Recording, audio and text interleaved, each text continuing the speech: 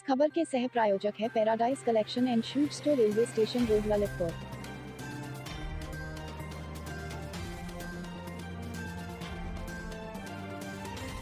इस खबर की सह प्रायोजक Sanskar valley academy school, Mahrauni road, Masaura Kala, Lalitpur.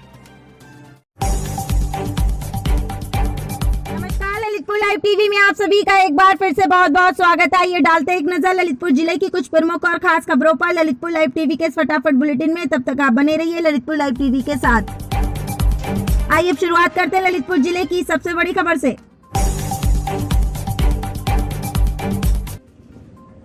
Lalitpur जिले के थाना महरौनी क्षेत्र अंतर्गत कस्बे की एक वृद्ध महिला को अकेला पाकर उसके साथ लूटपाट कर मरणासन हालत में छोड़कर भागे बदमाश। जैसा कि आपको बताते चलें कि ललितपुर जिले के कस्बा महरौनी नगर में ऐसी पहली बार ऐसी वारदात हुई है जिसको सुनकर लोग सन्न रह गए। रामलीला मैदान के पास रहने वाली इंदिरा जैन अपने घर में मरणासन अवस्था में मिली प्राप्त जानकारी के अनुसार इंदिरा जैन, जो रामलीला मैदान के पास अकेली रहती है, पति का निधन बहुत पहले हो गया था। एक पुत्र है जो विकलांग है, जो अपनी बहन के यहाँ रहता है। इंदिरा जैन अकेली रहती है और गरीब है। उनका राशन कार्ड में नाम काट दिया गया था, जिससे वे परेशान थी। उन्होंने राशन कार्ड बनवाने के लिए कई लोगों से कह रखा था।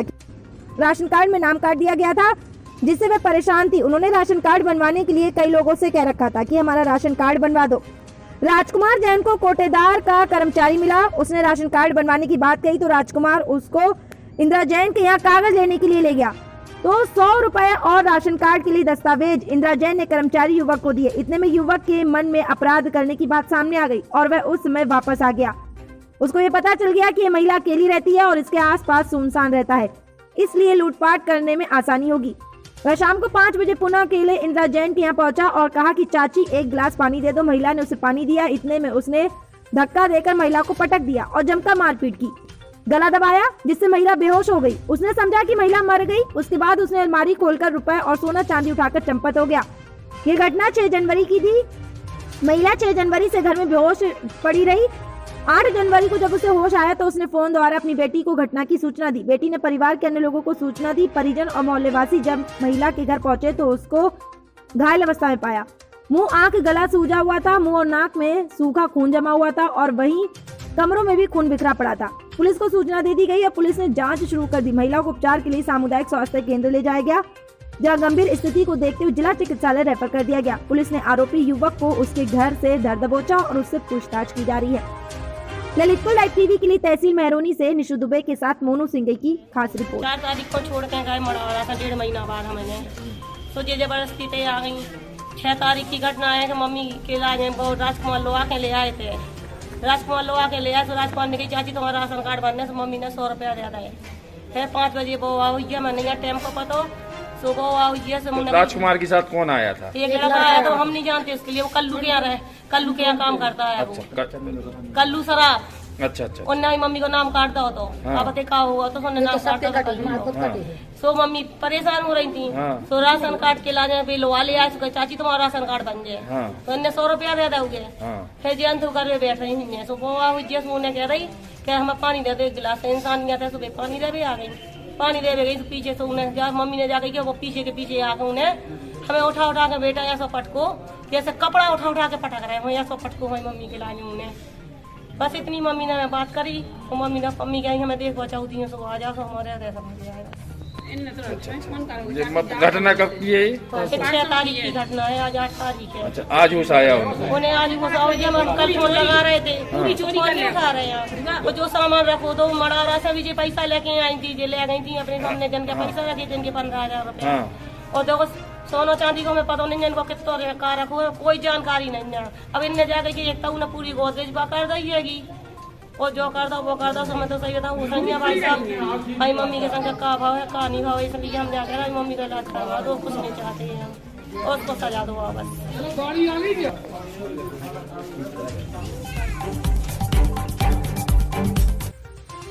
ललितपुर जिले के थाना क्षेत्र अंतर्गत ग्राम धनगौल का है, जहां ग्राम पंचायत धनगौल में लगातार हो रही बारिश के चलते एक मकान गिर जाने से उसमें दबकर एक बच्चे की मौत हो गई है, जबकि 2 बच्चों सहित 2 अन्य लोग घायल हो गए। क्षेत्र में लगातार 3-4 दिनों से हो रही बारिश से जहां एक और पूरा जनजीवन अस्त व्यस्त हो गया है, तो वही थाना बार अंतर्गत ग्राम पंचायत में रात में जोरदार बारिश से एक घर ढह गया, जिसमें सो रहे कमल सिंह पुत्र राम प्रसाद उम्र 40 वर्ष रूबी पत्नी कमल सिंह उम्र 38 नामिक पुत्र कमल सिंह उम्र 8 वर्ष को हालत को देखते हुए परिवारजन सामुदायिक स्वास्थ्य केंद्र बाढ़ से प्राथमिक उपचार के बाद झांसी ले जाया गया। वहीं देविका पुत्री ठाकुरदास उम्र 7 वर्ष का उपचार चल रहा है, तो वहीं घर के मलबे के दबने के कार्तिक पुत्र कमल सिंह उम्र 12 वर्ष की मौत हो गई।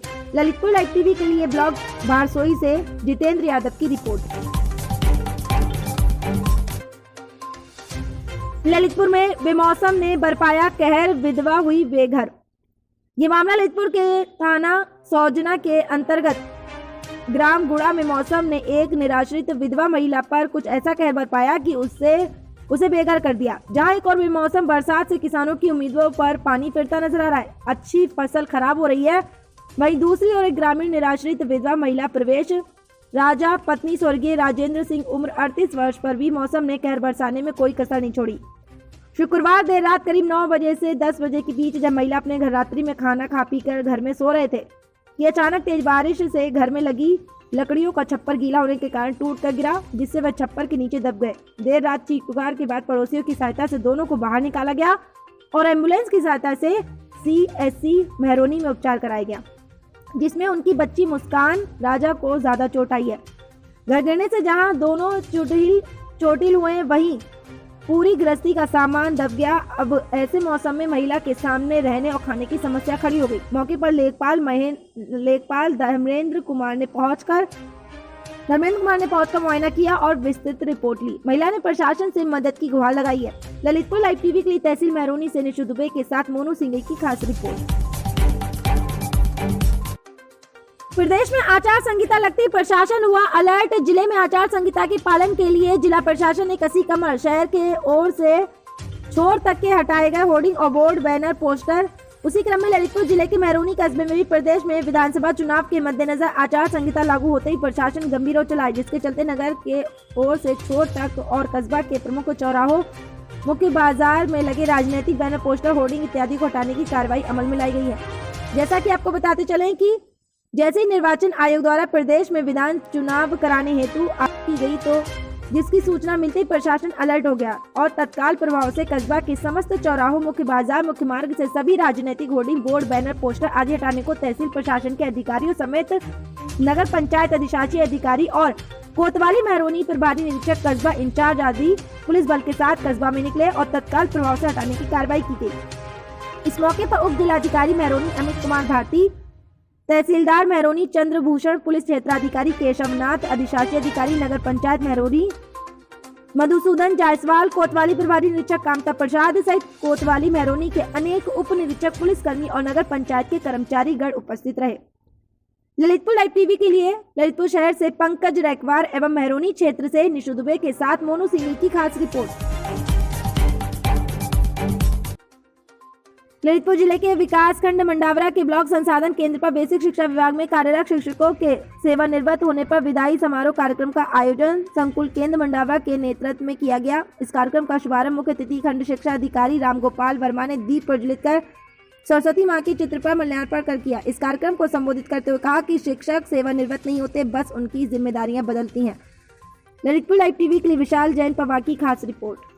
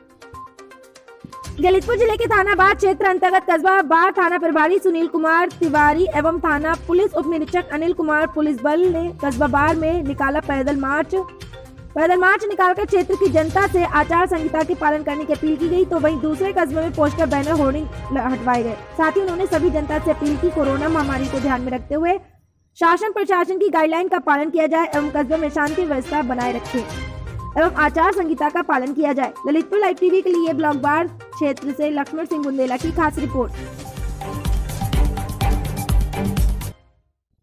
बुंदेलखंड में किसानों का दर्द कम होने का नाम नहीं ले रहा है। कभी बिन मौसम बरसात तो कभी आकाशीय बिजली का कहर एवं अति बारिश और ओलावृष्टि से किसानों की अच्छी खासी फसलों को नुकसान पहुंचा है। कड़ी मेहनत करके किसान अपनी फसलों को खेतों में बोता है इस उम्मीद के साथ कि वह अपने परिवार का भरण पोषण 1 साल तक सही ढंग से कर सके, लेकिन उसकी उम्मीदों पर पानी जब फिरता नजर आता है, जब उसे या तो मान नहीं मिलता है और जब मिलता है तो इतना मिलता है कि वह बर्बाद हो जाता है और अपनी फसलों को नहीं बचा पाता है।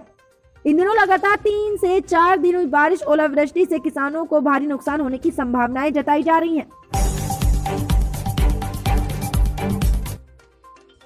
यूपी उत्तराखंड सहित 5 राज्यों में बजा चुनावी बिगुल। तो वहीं यूपी में 403 विधानसभा सीटों पर 7 चरणों में अलग अलग तारीखों पर होंगे चुनाव संपन्न। चुनाव आयोग ने आचार संहिता पालन के साथ शांतिपूर्ण ढंग से चुनाव कराए जाने के निर्देश दिए।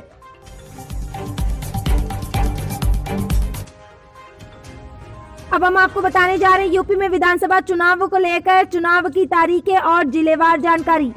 पहला चरण 10 फरवरी 2022। उत्तर प्रदेश में पहले चरण में 15 जिलों की 73 सीटों पर चुनाव होंगे। जिले शामली, मुजफ्फरनगर, बागपत, मेरठ, गाजियाबाद, गौतम बुद्ध नगर, हापुड़, बुलंदशहर, अलीगढ़, मथुरा, हाथरस, आगरा, फिरोजाबाद, एटा और कासगंज। दूसरा चरण 14 फरवरी 2022। दूसरे चरण में 11 जिलों के 67 विधानसभा क्षेत्रों में वोट डाले जाएंगे। जिले सहारनपुर, बिजनौर, मुरादाबाद, संभल, रामपुर, बरेली, अमरोहा, पीलीभीत, खेरी, शाहजहांपुर और बदायूं। तीसरा चरण 20 फरवरी 2022। 12 जिलों के 59 विधानसभा क्षेत्रों में तीसरे चरण के दौरान चुनाव होंगे। जिले फरुखाबाद, हरदोई, कन्नौज, मैनपुरी, इटावा, औरैया, कानपुर देहात, कानपुर नगर, उन्नाव, लखनऊ, बाराबंकी और सीतापुर। चौथा चरण 23 फरवरी 2022। 12 जिलों के 53 विधानसभा क्षेत्रों में चौथे चरण के दौरान चुनाव होंगे। जिले प्रतापगढ़, कौशाम्बी, इलाहाबाद, जालौन, झांसी, ललितपुर, महोबा, हमीरपुर, बांदा, फतेहपुर, रायबरेली और चित्रकूट। पांचवा चरण 27 फरवरी 2022। 52 विधानसभा क्षेत्रों में 5वें चरण के दौरान 11 जिलों में चुनाव होंगे। जिले बलरामपुर, गोंडा, फैजाबाद, अम्बेडकर नगर, बहराइच, श्रावस्ती, सिद्धार्थ नगर, बस्ती, संत कबीर नगर, अमेठी और सुल्तानपुर। छठा चरण 3 मार्च 2022। 7 जिलों की 49 विधानसभा क्षेत्रों में 5वें चरण के दौरान मतदान संपन्न होंगे। जिले महाराजगंज, कुशीनगर, गोरखपुर, देवरिया, आजमगढ़, मऊ और बलिया। 7वां चरण 7 मार्च 2022। 7 जिलों की 40 विधानसभा क्षेत्रों में 5वें चरण में चुनाव होंगे। जिले गाजीपुर, वाराणसी, चंदौली, मिर्जापुर, भदोही, सोनभद्रा और जौनपुर में। अब हम आपको ले चलते हैं ललितपुर कलेक्ट्रेट परिसर और पुलिस अधीक्षक कार्यालय की ओर, जहां दूर दराज से आए फरियादियों की क्या है समस्याएं और उनका क्या है कहना, देखिए इस रिपोर्ट में। तब तक आप बने रहिए ललितपुर लाइव टीवी के साथ। क्या नाम है आपका? हमारा नाम देवंती। कहाँ से आई हैं? हम तालबेट तरकमा से। अच्छा, क्या समस्या लेकर आई? हमने ये समस्या लेके यहाँ कि हमारा कमरा नहीं बना अंदर प्रधान। कौन है प्रधान आपके? प्रधान है नंदलाल। अच्छा, तो आपने इसकी शिकायत कहाँ की थी? हम यहाँ पर कर रहे हैं SDM के बंगला पे। इसके पहले की थी कहीं पे? हाँ की थी ब्लॉक में। क्या कार्रवाई हुई है वहाँ? नहीं कुछ नहीं भाई। आई हैं आप? DM साहब के बंगला पे आए हैं। अच्छा, क्या मांग है आपकी? हमारा तो बस कमरा के लिए आए हैं, हम तो बात करवाएं हमारे बंगला।